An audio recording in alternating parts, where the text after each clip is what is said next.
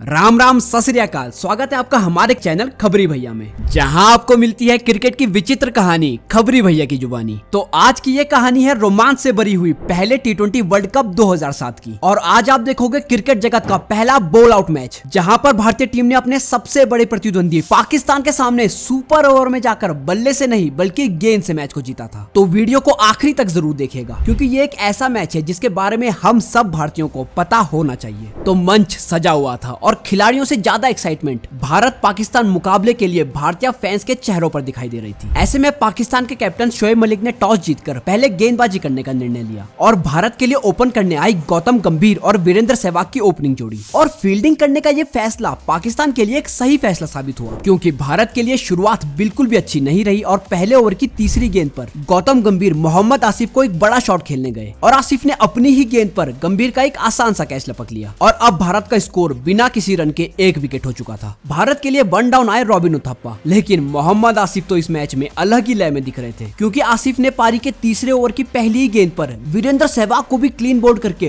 भारतीय खेमे में हड़कंप सा मचा दिया। अब मैदान पर आते हैं युवराज सिंह, जो उस समय अपनी विस्फोटक बल्लेबाजी के लिए जाने जाते थे। सबको लगा कि अब युवराज भारत को बचा लेंगे, लेकिन दोस्तों मोहम्मद आसिफ और पाकिस्तान के तो कुछ और ही इरादे थे, क्योंकि आसिफ की गेंदें आज आग उगल रही थी और 5वें ओवर की तीसरी गेंद पर आसिफ ने युवराज सिंह को भी आउट करके भारत को तीसरा झटका दिया। और युवराज के आउट होते ही ऐसा लगा जैसे भारतीय फैंस से किसी ने उनके प्राण ही छीन लिए हो और सबकी सांसें थम सी गई। अब मैच पर पाकिस्तान अपनी पकड़ धीरे धीरे बनाता जा रहा था और भारत का स्कोर हो गया था मात्र 19 रन पर 3 विकेट। अब उथप्पा का साथ देने आए दिनेश कार्तिक, दोनों ने मिलकर कुछ अच्छे शॉट लगाए और पार्टनरशिप जोड़ने लगी। तभी मोहम्मद आसिफ अपना आखिरी ओवर लेके आते हैं और इस ओवर में भी आसिफ ने दिनेश कार्तिक को भी बोल्ड मार दिया और भारत को दे दिया चौथा झटका। अब तो ये लग रहा था कि भारत अपने 20 ओवर भी पूरे नहीं खेल पाएगा और एक तरफा पाकिस्तान ये मुकाबला जीत जाएगा, क्योंकि भारतीय टीम की पाकिस्तान के खिलाफ ये सबसे खराब शुरुआत थी। अब सबकी उम्मीदें सिर्फ अपने कप्तान महेंद्र सिंह धोनी पर टिकी थी और धोनी और उथप्पा दोनों अब संभल कर बल्लेबाजी करने लगे, क्योंकि इसके बाद भारतीय निचले क्रम के बल्लेबाजों ने आना था।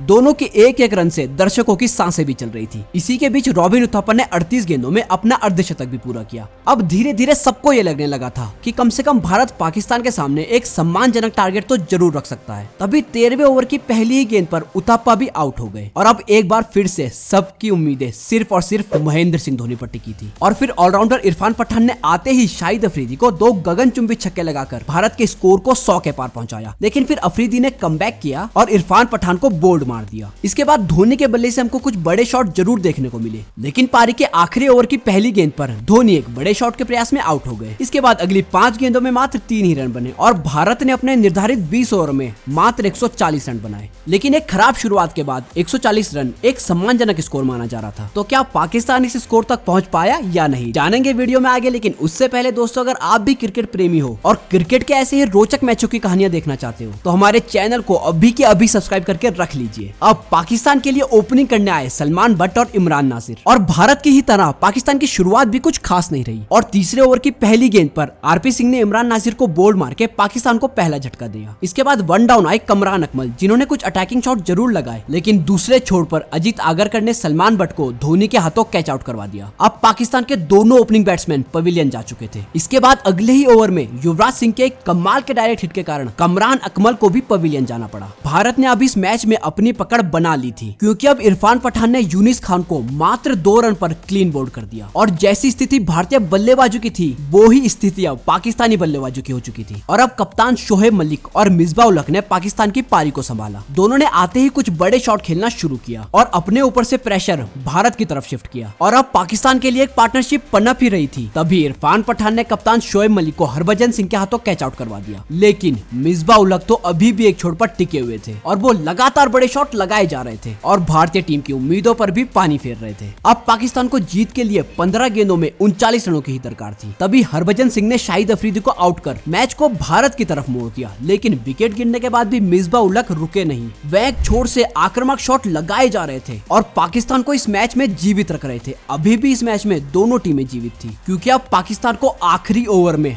12 रनों की दरकार थी और गेंद थी श्रीसंत के हाथों में। पहली गेंद पर सिंगल आता है और दूसरी गेंद पर मिसबाह ने चौका लगाकर ये बता दिया कि वह इतनी आसानी से भारत को ये मैच जीतने नहीं देंगे। अगली गेंद पर मिसबाह ने 2 रन लिए। अब बची थी 3 गेंदें और रन बचे थे 5। सभी दर्शक मौन होकर यहाँ इतिहास बनता हुआ देख रहे थे। इसके बाद अगली गेंद पर मिसबाह ने चौका मारकर स्कोर को टाई कर दिया। पर पाकिस्तान टीम तो पहले से ही अपनी जीत का जश्न मनाने लगी क्योंकि अब पाकिस्तान को मात्र 1 रन की जरूरत थी। अगली गेंद मिसबाह मिस कर गए, लेकिन अभी भी ये मुकाबला पाकिस्तान के पक्ष में ज्यादा झुका हुआ नजर आ रहा था। लेकिन कप्तान MS धोनी है तो सब कुछ मुमकिन है, क्योंकि धोनी ने तो अपने एक हाथ से ग्लव्स भी निकाल दिया था। श्रीसंत ने गेंद डाली, लेकिन गेंद मिसबाह के बल्ले पर सही से टाइम नहीं हुई और वह 1 रन के लिए दौड़े। फील्डर ने गेंद सीधे श्रीसंत के हाथों में दे दी और श्रीसंत ने गेंद सीधे स्टंप पर दे मारी और मिसबाह रन आउट हो गए। इस तरह एक लगभग हारा हुआ मैच भारत ने ड्रॉ करवा दिया और आखिरी गेंद का ये थ्रिल देखकर भारतीय दर्शकों में भी खुशी की लहर दौड़ गई। लेकिन मैच का नतीजा अभी आना बाकी था। तो इस मैच का नतीजा बॉल आउट से आना था, मतलब दोनों टीमों को 5-5 मौके दिए गए थे। जो ज्यादा बार गेंद को स्टंप में मारता वो ये मुकाबला जीत जाता। तो भारत की तरफ से पहले बॉलिंग करने आए भारत के बैटिंग ओपनर वीरेंद्र सहवाग, जिन्होंने गेंद सीधे स्टंप पर दे मारी और पाकिस्तानी चेहरे उस समय देखने लायक थे। अब पाकिस्तान के लिए गेंद लेकर आए यासिर अराफात, लेकिन वो स्टंप्स को पूरी तरह मिस कर गए। और अब भारत के लिए दूसरी गेंद लेकर आए हरभजन सिंह और उन्होंने भी गेंद सीधे स्टंप पर दे मारी। और पाकिस्तान के लिए दूसरी गेंद लेकर आए उमर गुल,